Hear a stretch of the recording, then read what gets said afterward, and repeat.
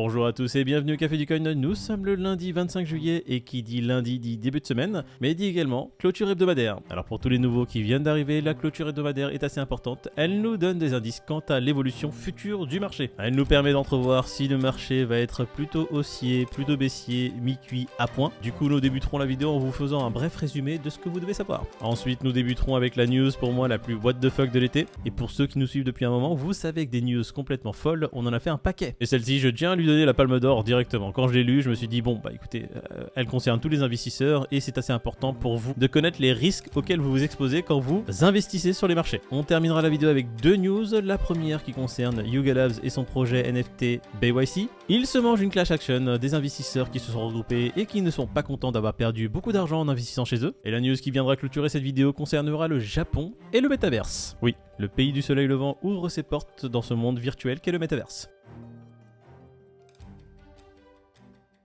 Et sans perdre de temps, nous allons commencer tout de suite avec la courbe du Bitcoin et regarder un peu ce que nous a donné la clôture hebdomadaire. Ce beau zoom vous permet de voir que la clôture du Bitcoin s'est fait juste en dessous de 22 600 $.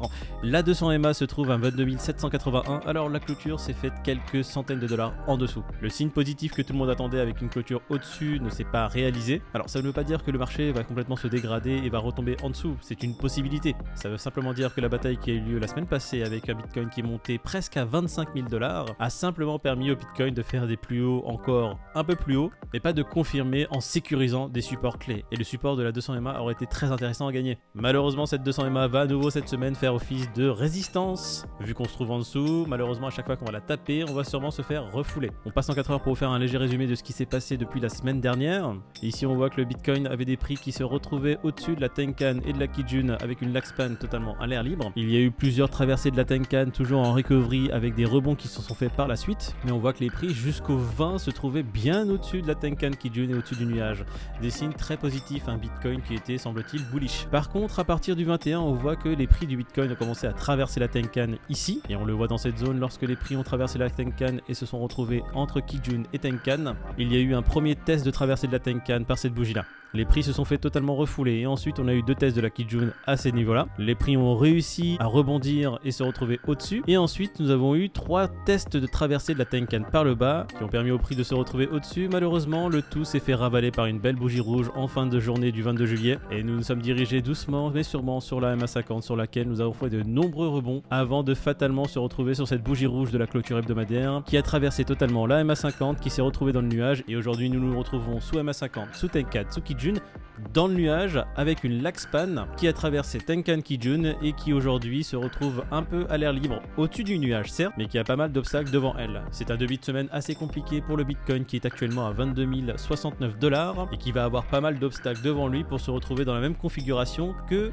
le début de semaine passée. Avant de terminer sur les courbes, je vous remets le Bitcoin en hebdomadaire pour vous montrer que la tendance est encore clairement à la baisse. On a encore pas mal de chemin à faire avant de se retrouver dans une tendance qui est totalement différente. Le lundi et le mardi n'étant pas des journées qui soient vraiment géniales sur le marché, ça m'étonnerait qu'il y ait de forts rebonds ou des forts montées de prix sur le Bitcoin sur ces deux journées-là. Et on enchaîne directement avec les news. La première, c'est Celsius. Leurs avocats disent clairement que les personnes qui ont mis de l'argent sur leur plateforme n'ont aucun droit de propriété sur leur crypto-monnaie. Alors nous l'avions évoqué dans une vidéo il y a déjà quelques semaines avec David où nous vous disions que le Celsius était en train de s'armer d'avocats suite aux problèmes qu'il rencontrait et on vous avait dit une chose très importante, les avocats auxquels ils font appel ne sont pas là pour aider les utilisateurs de la plateforme, au contraire ils sont là pour aider l'entité Celsius contre les utilisateurs de la plateforme. Les avocats sont clairement en train d'essayer de prouver que les cryptos qui ont été mis en place sur la plateforme par leurs utilisateurs n'appartiennent plus à leurs utilisateurs mais à Celsius et Celsius peut en faire ce que bon lui semble. Lorsqu'on lit un peu tout le résumé de tout ce que disent les avocats de Celsius, les problèmes de liquidité que nous rencontrons sont dus simplement au FUD que les gens ont suite à l'affaire Terra Luna, au crash du marché et du Bitcoin. En gros, nous n'avons aucune responsabilité, mais nous disposons de fonds nécessaires pour le fonctionnement.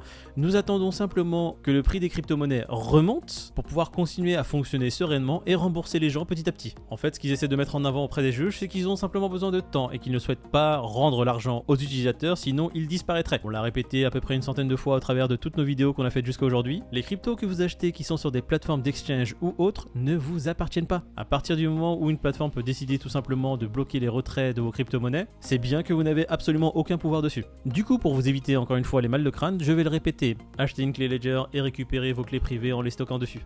Et je pense que les utilisateurs de Celsius ne sont pas au bout de leur surprise. Nous allons enchaîner avec la seconde news qui concerne Yuga Labs. Ils sont simplement face à une class action, donc des investisseurs qui ne sont pas contents d'avoir perdu énormément d'argent. Pour résumer, ils disent que Yuga Labs les a trompés, qui leur faisait miroiter des rendements exceptionnels et ils se retrouvent aujourd'hui en perte de 85%. Du coup, c'est une affaire très sérieuse. On va voir comment la justice va se prononcer sur cette demande. Et quand même, c'est assez fou. On voit de plus en plus d'investisseurs qui ne sont pas contents de perdre de l'argent en investissant sur quelque chose. À croire que tout investissement doit être à 100% sûr. C'est-à-dire que quand on met de l'argent sur quelque chose, on doit, quoi qu'il arrive, être en profit dessus. Bon, ce n'est pas exactement ça. C'est vrai qu'ils sont en train de dire que Yuga Labs a fait appel à de nombreuses célébrités pour essayer de tromper les gens et leur faire miroiter justement ces gains exceptionnels. Mais bon, vous devriez être conscient que lorsqu'il s'agit d'investissement, rien n'est sûr et il y a plus de chances de perdre de l'argent, surtout dans les crypto-monnaies, plutôt que d'en gagner. Yuga Labs, du coup, qui se trouve dans une petite panade, on va voir ce que va donner cette affaire judiciaire.